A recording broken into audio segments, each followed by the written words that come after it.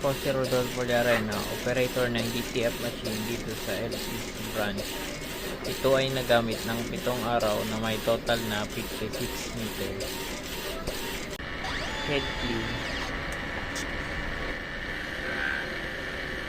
Ito ang printer head, hindi pa napapalitan simula noong July 2023. Ito naman ang capping na may 90% good condition.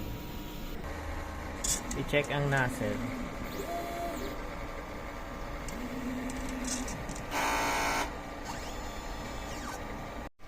Ang in-system label namin ay tama lang.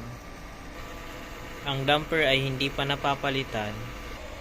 Ang waste tank ay nilinis ng 1 araw. Ito naman ang ABR.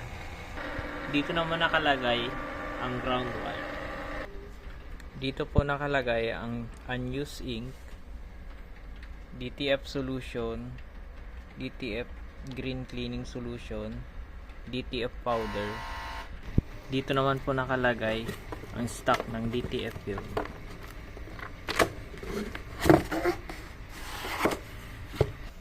Dito naman nakalagay ang used ink. Ito naman ang record ng nagamit sa CMYK. White,